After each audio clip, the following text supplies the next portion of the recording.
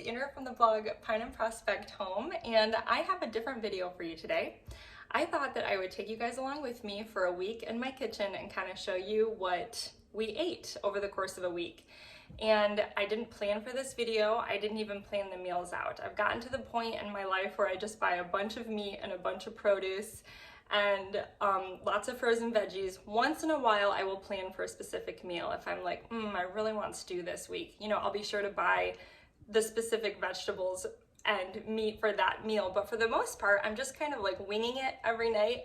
And I love it. It's a creative outlet for me. It's something I truly enjoy. Each morning when I wake up, the first thought that I have is, okay, what's gonna be the plan for dinner tonight? And so anyways, I thought it would be fun to take you guys along. I don't know if you're gonna enjoy content like this. I know that I mostly share home decor, home ideas, and I still wanna share things like that, of course, but I've always wanted to venture into more food. So let me know if this is something you're interested in, and if not, maybe I'll share anyways, I don't know. But I hope this is a help to you guys. I hope it gives you some inspiration, and I just thought it would be fun to take you guys with me as I cook. Okay, so on the very first night of this video, I just cooked a whole chicken. This is one of my favorite meals. It's so easy. I just cover it with coconut oil, or avocado oil is another favorite. Use some salt and pepper. And then you can kind of just play with whatever seasonings you like. I usually stick with garlic powder, onion powder, and some paprika, which gives it a smoky flavor and some beautiful color too when you roast it. It's the easiest meal and it's ready in about an hour. Then I found some broccoli in the fridge, so I chopped it up, and my plan is just to roast that in the oven. And I usually roast broccoli at 425 for about 12 or 15 minutes. I'm gonna do the same thing with these sweet potatoes, just cut them up into little 1-inch slices, and then, or pieces I should say. And then again, I just drizzle some olive oil over all of these veggies with some salt and pepper. And the potatoes take a little bit longer. I put those in first. They take a little bit longer, but I usually roast them in the oven until I smell them. And when you start to smell your vegetables, that means they're probably almost done. They just are so delicious when they come out. The sweet potatoes especially just taste like little pieces of candy. If you've never roasted a sweet potato before, it's just the most delicious flavor. My kids love them, and the broccoli has a beautiful char and just tastes so yummy. The chicken came out absolutely delicious, and all of the juices that come from this chicken are just amazing. You guys, you could use them as a base for a gravy. We just sort of ladle them over the top of the chicken after we cut it though, and it's just the tastiest, easiest meal. This is just a go-to meal for me whenever I, need to make something quick. On the very next night, I used all of the drippings and oils from the chicken, and I saved them and decided to use them as a base for a soup. And I kind of just opened my pantry and my fridge and tried to look to see what I had. I started with an onion because every soup, a good base for every soup is an onion, I personally think. And then I found some bell peppers in my fridge, some red and yellow ones. And so I decided to saute all of these veggies in those drippings from the chicken and kind of just get them nice and soft and translucent before adding my next ingredient, which was black beans. So I rinsed a can of black beans. I love having black beans in my pantry all the time. They're so versatile and they're great for soups.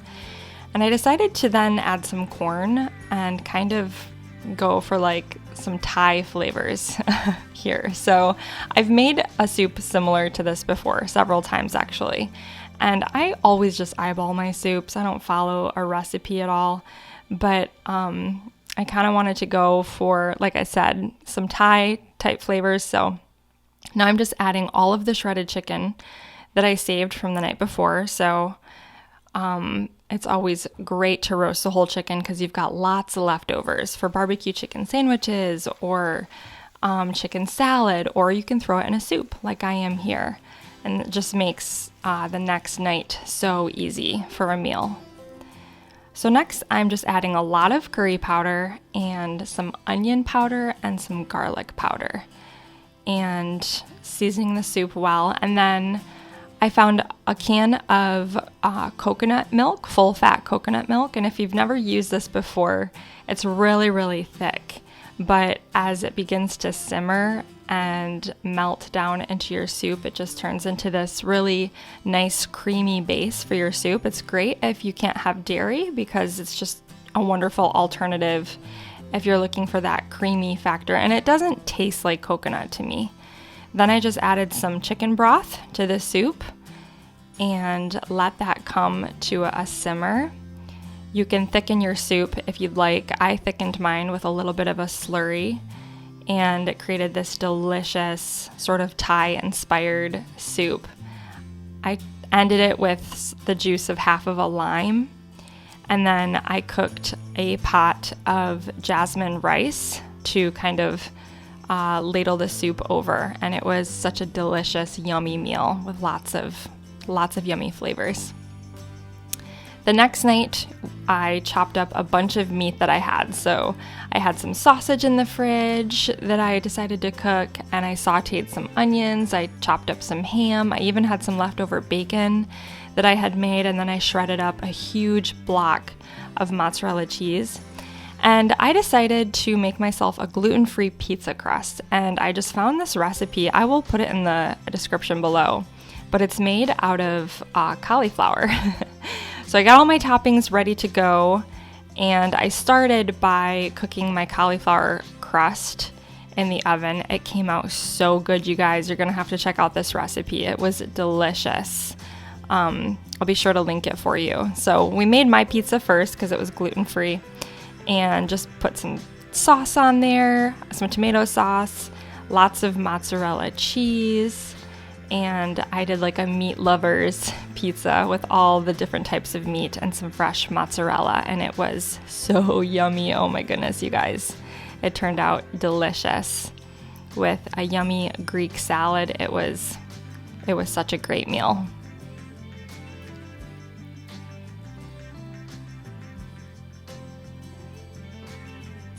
Then for my husband and boys, we decided to use our sourdough starter and make their pizzas.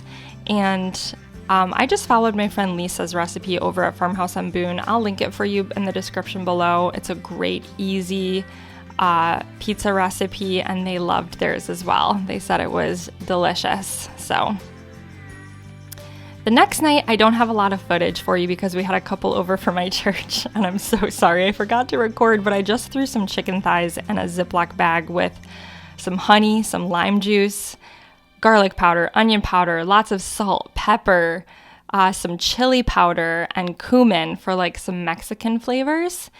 I also made a homemade coleslaw with this really yummy honey mayonnaise base. And we just had these chicken tacos with corn tortillas. We fry the cheese in between the tortillas and top them with coleslaw and avocado, and they were so yummy.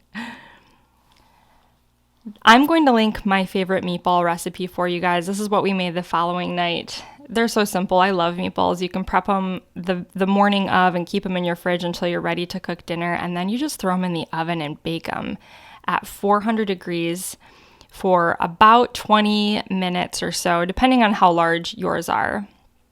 But we made ours pretty large, and they took about 20 minutes in the oven.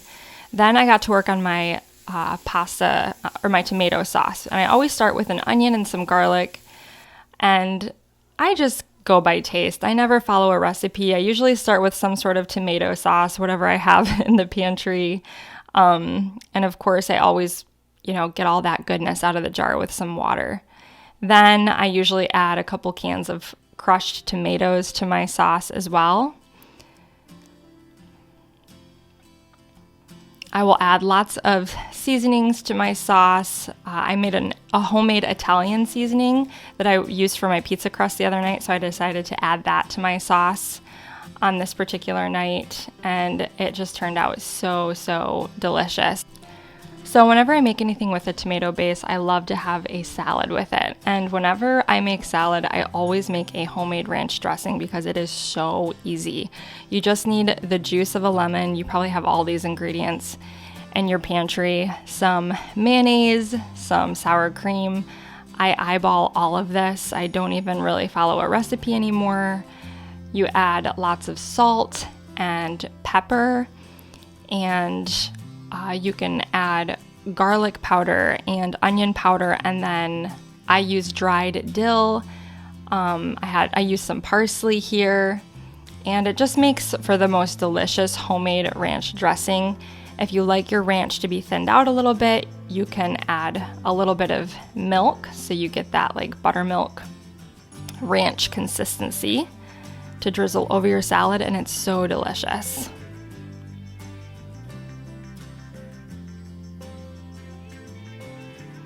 The meatballs turned out so good. Again, I'll link this recipe for you guys below. After they come out of the oven, we just plop them into our sauce.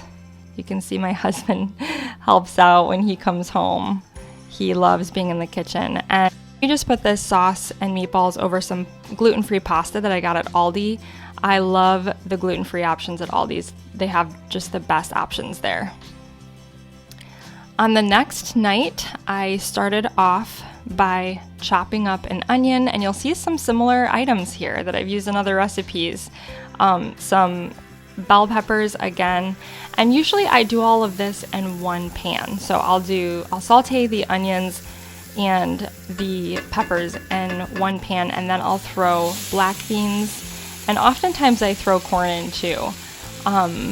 To this mixture. But on this particular night, my sister was over with her kids, and I know some of the kids are picky, so I left this sort of on the side and cooked the meat separately. So we were doing nachos, and like I said, usually this all cooks in the same pan because my boys really like all of those things. But then you just season your meat with all of your classic like Mexican style seasonings: garlic powder, onion powder, cumin, lots of salt, pepper, some chili powder.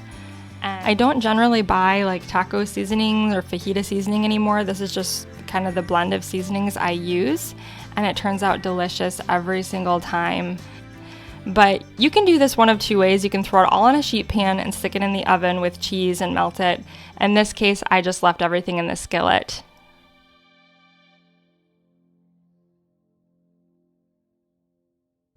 Well, I hope you guys enjoyed this video. I hope it was a help to you. Maybe it gave you an idea or two.